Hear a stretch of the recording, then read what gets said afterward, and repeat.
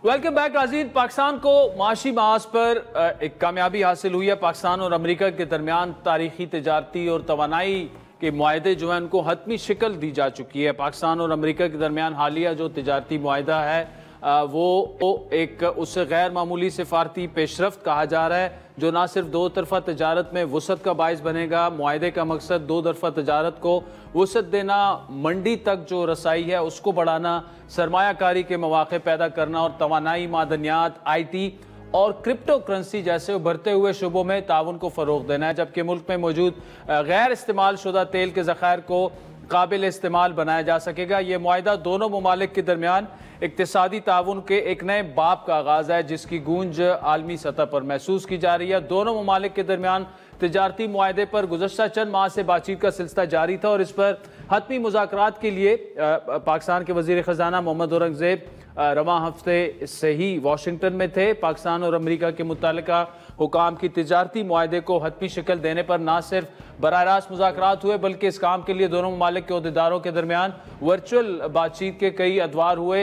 इस मुआहदे का ऐलान अमरीकी प्रेसिडेंट डोनाल्ड ट्रंप ने खुद किया। डोनाल्ड ट्रंप ने अपने ट्रुथ सोशल पर पोस्ट करते हुए कहा कि हम आज व्हाइट हाउस में तजारती मुआहदों पर काम करते हुए काफ़ी मसरूफ़ हैं। मैंने कई ममालिक के रहनुमाओं से बात की, जिनमें हर कोई चाहता है कि अमेरिका के साथ उनके ताल्लुकात बेहतर हों। सदर ट्रंप ने बताया कोट ऑन कोट कि हमने अभी पाकिस्तान के साथ एक मुआहदा तय किया है, जिसके तहत पाकिस्तान और अमेरिका मिलकर पाकिस्तान में तेल के वसी ज़खायर को तरक्की देंगे।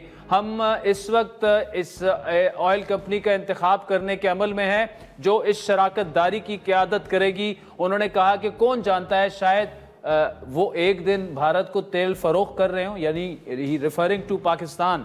अब वज़ीर आज़म शहबाज शरीफ ने इस मुआहदे पर अमरीकी सदर का खुसूसी शुक्रिया भी अदा किया।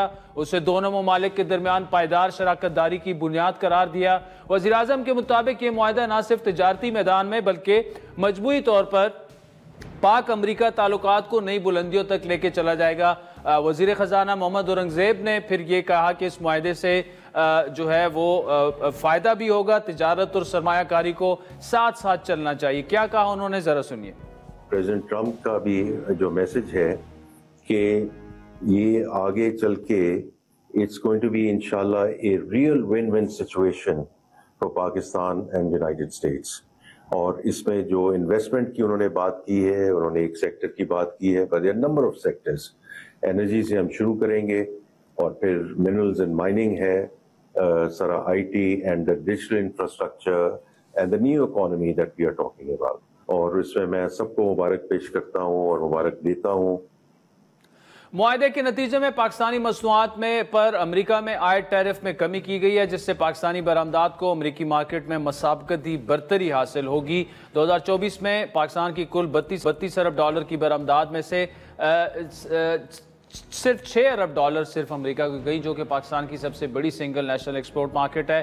टैरिफ में कमी से न सिर्फ पाकिस्तानी बरामदात में इजाफा होगा, बल्कि अमेरिकी सरमायाकारों के लिए पाकिस्तानी मईशत में भी दिलचस्पी बढ़ेगी। और ये मुआहदा एक ऐसे वक्त में तय पाया जब अप्रैल में डोनाल्ड ट्रंप की तरफ से पाकिस्तानी मसनूआत पर तजवीज़ करदा 29% टैरिफ की 90 रोज़ा मुअत्तली की मुद्दत ख़त्म होने वाली थी। अगर ये मुअत्तली ख़त्म हो जाती तो पाकिस्तानी बरामदात को जो है माली खतरात लागते। माशी माहिरीन और तज्ज़ियाकारों के मुताबिक ये मुआहदा बिलाशुबा मईशत के लिए एक अहम मौका है। इस डील से न सिर्फ एक वक्ती कामयाबी बल्कि एक देर पा इक़्तिसादी तब्दीली का ज़रिया भी बन सकता है। इस पर अब इसको हर तरफ से सराहत हो जा रहा है, लेकिन क्या हम इसको ओवर सेलिब्रेट तो नहीं कर रहे? तफसीली गुफ्तगू करेंगे। हमारे साथ मौजूद हैं वफाकी वज़ीर बराए क्लाइमेट चेंज जनाब मुसद्दिक मलिक साहब, जो कि पेट्रोलियम के वफाकी वज़ीर भी रह चुके हैं, और ये एक ऐसा मौजू है कि काफ़ी ग्रिप है उनकी। डॉक्टर साहब, thank you so much for joining us. पहले तो पूरा जो हमारा इब्तिदाइया था उसमें डोनाल्ड ट्रंप को कोट एंड कोट हमने जो वो कह रहे हैं कितनी उसमें आपको नज़र आ रहा है कि ये फैक्चुअली जो है वो प्रैक्टिकली हम इस चीज़ को अचीव कर सकते हैं? देखिए, पहले तो आपने कहा कि पाकिस्तान को मुआशी मैदान में अल्लाह ने कामयाबी दी, लेकिन सवाल ये उठता है कि वो कौन सा मैदान है जिसमें हमें कामयाबी नहीं हो रही। हमें अल्लाह ने अस्करी मैदान में कामयाबी दी, हमें अल्लाह ने बैनुल अक़वामी सफारतकारी के मैदान में कामयाबी दी, हमें अल्लाह ने अंदरूनी तौर पे जो हमारी मुआशी हालत है, जिसमें आप पिछले साल तक या उससे पिछले साल तक 30 या 35% या 40% महंगाई की शरह की बात कर रहे थे, अब कोई ज़िक्र ही नहीं हो रहा। 4%, 5%, खाने पीने की अशिया में कुछ महीने पहले तक मनफी जा रही थी। तो अल्लाह ने तकरीबन हर महाज के ऊपर हमें अल्लाह ने बड़ी कामयाबी दी और हम बहुत शुक्रगुज़ार हैं अल्लाह के। जहाँ तक हमारी अमेरिका से ताल्लुकात का सवाल है, आपने ख़ुद ही कह दिया कि पाकिस्तान का सबसे बड़ा ट्रेडिंग पार्टनर जो है वो अमेरिका है। 6.5 बिलियन गालिबन आपने नंबर दिया है, ये उससे मिलता जुलता नंबर जो हमारी तिजारत है जी। तो आप सोचिए कि हमारा $1 बिलियन का पूरा IMF का पैकेज है, ये 1.23 बिलियन का, और हमारी सालाना तिजारत जो है 6.5 बिलियन की है, जो इंशाल्लाह बढ़ जाएगी। तो ये तो बहुत बड़ी कामयाबी है। और दूसरी बात जो है वो ये कि आप दीगर ममालिक देखिए, किसी के ऊपर 50% का टैरिफ लग गया है, एक हमारे हमसाया मुल्क के मुतल्लिक कहा जा रहा है उन पर 20-25% टैरिफ लग जाएगा। तो अगर पाकिस्तान जो है उसको एक टैरिफ एडवांटेज हमारी अच्छी डिप्लोमेसी और हमारी अच्छी मुआशी डिप्लोमेसी की वजह से मिल रहा है, तो आप इसको कामयाबी नहीं जानेंगे तो क्या जानेंगे। फिर देखिए दुनिया के उभरते हुए जो एरियाज़ हैं उन सबको आइडेंटिफाई किया गया है, यानी पूरी दुनिया में सबसे बड़ा रेवोल्यूशन जो इस वक्त ब्रू कर रहा है वो है इलेक्ट्रिफिकेशन का रेवोल्यूशन। और इलेक्ट्रिफिकेशन का रेवोल्यूशन जो है वो तो कॉपर के बगैर चल ही नहीं सकता, मादनियात के बगैर चल ही नहीं सकता। उसमें स्ट्रेटिजिक मिनरल्स हैं, उसमें क्रिटिकल मिनरल्स हैं, और पाकिस्तान क्योंकि टेटियन बेल्ट पे है तो आपको पता है कि पाकिस्तान के पास तो बेशुमार ज़खायर हैं। दुनिया की बड़ी तरीन कानें जिनमें से एक जो है वो रिकोडेक है, वो तो आपके सामने आ भी चुकी है, यानी कोई हवा में बात तो है नहीं। तो आप सोचिए कि पूरी दुनिया की वैल्यू चेन में पाकिस्तान का एक अहम किरदार है, जो अमेरिका भी सेलिब्रेट कर रहा है, दीगर ममालिक भी कर रहे हैं जो सरमायाकारी पाकिस्तान में करना चाहते हैं। मगर अमेरिका की तरह का बड़ा मुल्क अगर इंटरेस्ट शो करता है और कहता है कि हम इन मादनियात में या क्रिटिकल मिनरल्स और मैटर्स में, बिलखसूस कॉपर में, जिसकी वजह से इलेक्ट्रिफिकेशन का रेवोल्यूशन आएगा, बिकॉज इलेक्ट्रॉन तो राइड ही कॉपर पे करता है, तो जिसके पास कॉपर होगी वही इलेक्ट्रिफिकेशन के रेवोल्यूशन के अंदर कंट्रीब्यूट करेगा। तो वो कह रहे हैं।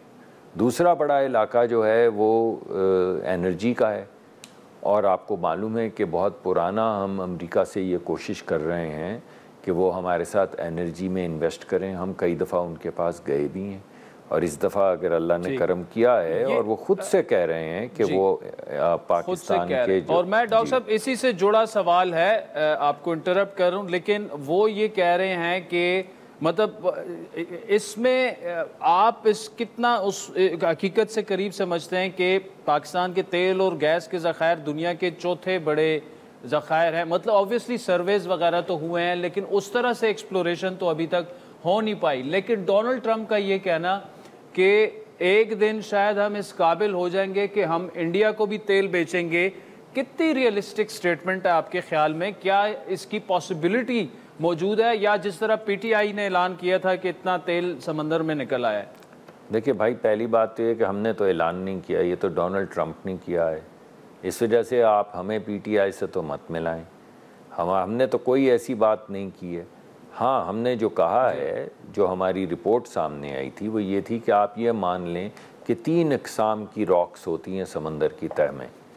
एक होती है जिसको आप मान लें किचन जिसको कहते हैं, कि यहाँ पे hydrocarbons over millions of years brew होते रहें, यानी बनते रहें। जैसे आप सूप बनाते हैं, इसी तरह समंदर की तह में एक सूप बनता है हाइड्रोकार्बन्स का, जिसको तेल के ज़खायर या गैस के ज़खायर कहते हैं। तो वो जो किचन है वो आइडेंटिफाई हुआ हमारी प्रिलिमिनरी रिसर्च में, और उससे ऐसे लगा कि दुनिया के बड़े जो ज़खायर हैं उनमें से कुछ ज़खायर यहाँ पर रहे हैं, उस किचन में रहे हैं, उस किचन में बने हैं। उस किचन से जो तेल निकलता है, गैस निकलता है, तो इसको सोर्स रॉक कहते हैं, तो वो एक और जगह पे जाता है जिसको रेजरवायर रॉक कहते हैं। यानी वहाँ से जब निकलता है तो जिस तरह आपके किचन के साथ एक वो क्या उसको बोलते हैं, वो भली सी होती है जो कमरा होता है, जिसमें लोगों ने चीज़ें रखी होती हैं, स्टोरेज अपना रखा होता है। जी जी, छोटा सा एक रूम होता है जी, पेंट्री समझ लें, पेंट्री समझ लें जी। जिस अगर उसमें फ्रिज भी पड़ा हो, पेंट्री भी हो, तो अब हमने जो तलाश करनी है वो उस रेजरवॉयर रॉक की करनी है कि जब यहाँ से तेल इतनी बड़ी तादाद में तेल और गैस पैदा हुआ तो वो जाके किस जगह पे, किस रॉक के अंदर, किस किचन के साथ लगी हुई पेंट्री के अंदर स्टोर हुआ है। क्योंकि वो ज़ेर ज़मीन है तो उसमें कुछ मेहनत करनी पड़ती है, और फिर उसका फ़ायदा उसी वक्त होता है जब किचन का दरवाज़ा बंद हो, उसका पेंट्री का दरवाज़ा बंद हो। अगर पेंट्री पे ताला ही ना लगाओ और वो लीक हो जाए तो वो एक अलहदा मुसीबत खड़ी हो जाती। तो इस वजह से जो हमने इनिशियल रिसर्च की है उससे बज़ाहिर ऐसा दिखता है कि यहाँ पे किसी ज़माने में बहुत बड़े ज़खायर बने। अब यहाँ से निकले हैं, किस पेंट्री में मुक़य्यद हैं, वो ज़ेर ज़मीन किस जगह पे है, वो रिसर्च करने के लिए जो महारत चाहिए, जो टेक्नोलॉजी चाहिए, वो उसमें दुनिया के में सबसे ज़्यादा एडवांस टेक्नोलॉजी जो है वो अमेरिका में है। अगर अमेरिका उसकी तलाश में हमारा मददगार साबित हो जाए और यहाँ पर आए और यहाँ पे इन्वेस्ट करे और उनकी कंपनियाँ आएँ और ज़ेर ज़मीन जो ज़खायर हैं उनको ढूंढे, चाहे वो गैस के हों या पेट्रोल के हों, तो आप सोचिए पाकिस्तान को कितना फ़ायदा होगा। और भारत क्या, अगर अल्लाह ने कामयाबी दी, हम PTI की तरह नहीं कह रहे कि परसों निकलने वाला है, यहाँ लाइन लग जाएगी, नौकरियाँ और पता नहीं टैक्स लोग दे रहे होंगे हमारे पास लेने की, ऐसी कोई बात नहीं हम कर रहे।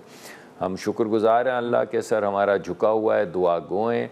ये हमें पता चल गया है कि यहाँ पे हाइड्रोकार्बन्स बने हैं सदियों में। अब सोचना ये है जो ज़ेरे ज़मीन अब तलाश शुरू करेंगे तमाम कंपनियों के साथ मिलके, और अगर अल्लाह ने चाहा और कामयाबी दी तो फिर पाकिस्तान हो सकता है, भारत नहीं पूरे ख़ित्ते में गैस या तेल फराहम कर रहा हो। लेकिन ये मुनहसर है, ये हाई रिस्क एक चीज़ होती है, इसमें रिस्क भी ज़्यादा होता है क्योंकि इन्वेस्टमेंट ज़्यादा होती है, और अगर आप कामयाब हो जाएं तो कामयाबी भी बहुत बड़ी होती है। मगर ये भी एक इम्कान होता है कि आप बहुत पैसे लगाएं और आपको पेंट्री का वो दरवाज़ा ना मिले। लेकिन आप जिस तरह अल्लाह ने हर चीज़ में कामयाबी दी है, तो ये एक छोटी सी पेंट्री का दरवाज़ा खोलने में क्या लगेगा? क्यों नहीं अल्लाह ताला करे डॉक्टर साहब कि आपको पेनिट्री भी मिले, पेनिट्री का दरवाज़ा भी मिले और उसको लॉक भी रखें कि वो लीकेज ना हो। आखिर में बताएगा कि 9 मई वाले मामले में सज़ाएं हो गई हैं तहरीक इंसाफ के रहनुमाओं को, और वो कह रहे हैं कि ब्लेटेंट पॉलिटिकल विक्टिमाइजेशन है, और जिन्होंने ऑब्वियसली इसमें बहुत से लोग बरी भी हुए हैं। फवाद चौधरी साहब सारे केसेस में बरी हुए, शाह महमूद साहब बरी हो चुके हैं, लेकिन उमर अयूब को हो गई है सज़ा। सारे अपोजिशन लीडर्स जितने भी थे, शिबली फराज आपके सेनेट के कोलीग भी हैं, उनको भी सज़ा हो गई है। क्या ये सज़ाएं जो हैं आपकी नज़र में जस्टिफाइड हैं? PTI कह रही है पॉलिटिकल विक्टिमाइजेशन। देखिए शाहजेब साहब, ये तो फैसला आपको करना होगा। उसकी वजह ये है कि ये सज़ाएं जिस बुनियाद पे हो रही हैं वो तो टेलीविज़न पे आपने दिखाया है। मैं आपसे मकसद आपका प्रोग्राम नहीं है, आपसे मतलब टेलीविज़न मीडिया की बात कर जी, कि जब 9 मई हो रहा था तो वो तमाम तस्वीर, वो तमाम वीडियोस जिनमें वो लोग जिन्होंने अपनी छातियों पे गोलियां खाई, उनके मुजस्मों के सर काट के पटक रहे थे, वो तो आपने दिखाई खुद लोगों को। और आपने जलता हुआ घर कोर कमांडर का आज जिन लोगों को आप सेलिब्रेट कर रहे हैं, और रोज़ आप टेलीविज़न पे आके कहते हैं कि हमने भारत के 6 जहाज़ मार गिराए और 3 राफाल गिरा दिए और हमने जाके S-400 की बैटरीज उड़ा दी, तो आखिर किसी ने छाती पे गोलियां खाई हैं ना इस कामयाबी के लिए। तो जब उन्हीं के घर, अपने कमांडर्स के घरों पे आप हमला आवर हों और उन्हीं के घरों को जो आपके बच्चों की हिफाजत के लिए अपनी जान दे देते हैं, उनके घरों को आग लगाएं और आप उनकी तस्वीर दिखाएं, और वो लीडरान आपसे कह रहे हों कि चलो चलो GHQ चलो, हम GHQ जा रहे हैं, उसके दरवाजे हिला देंगे, यानी वो जगह जहाँ पे आपके मुल्क का दिफा है, जिन्होंने अपनी जान की कुर्बानी दे के आपके बच्चों की हिफाजत की है, आप उन्हीं पे हमला आवर होने का पैगाम दे रहे हैं और टेलीविज़न दिखा रहा हो और लोग कह रहे हों कि उनके घर जा रहे हैं कोर कमांडर के, और कहाँ जा रहे हैं मैं किसी का नाम नहीं लेना चाहता, मायूब सी बात है, मेरे कॉलीग्स रहे हैं, मेरे दिल में इज़्ज़त भी है, लेकिन अगर उन्होंने ये सब कुछ किया है जो आपने दिखाया है, अगर वो जहाज़ जलाए गए हैं, आज आप अपने जहाज़ों पे J-10s पे मान कर रहे हैं और हर तीसरे दिन प्रोग्राम करते हैं, लेकिन उन्हीं जहाज़ों को जिन्होंने पहले भारत के जहाज़ गिराए थे सरगोदा बेस के बाहर आप आग लगा दें, तो आप हर इमारत को छोड़ के जिस इमारत पे अस्करी लिखा हो उसको आग लगा दें, तो फिर उन लोगों को आपके ख्याल में सज़ा होनी चाहिए या नहीं होनी चाहिए? ये तमाम आप ही के दिखाई हुई वीडियोस हैं। बिल्कुल होनी चाहिए। मैं डॉक्टर साहब एग्री करता हूँ। जो 9 मई में मुलव्विस है और सबूत हैं और ऑब्वियसली अदालतें हैं, उन्हें जो सज़ाएं हुई हैं वो आगे जाके अपील और वो भी कर सकते हैं। एक पॉलिटिकल वर्कर को, लीडर को, चाहे कल वो आपके साथ हुआ, उस वक्त भी हम नहीं देख पा रहे थे और अभी भी नहीं देख पा रहे, लेकिन 9 मई में अगर कोई मुलव्विस है, चाहे वो जितना भी बड़ा लीडर है या जितना भी छोटा कारकुन है, उन्हें बिल्कुल सजाएं होनी चाहिए। डॉक्टर मुसद्दिक मलिक साहब, thank you so much for joining us. नाज़रीन, वक्त तो चाहता है एक ब्रेक का, जिसके बाद इन्हीं मामलात पर बात करेंगे। सेनेटर सलीम मांडवी वाला साहब, पीपल्स पार्टी के सीनियर रहनुमा हमारे साथ होंगे।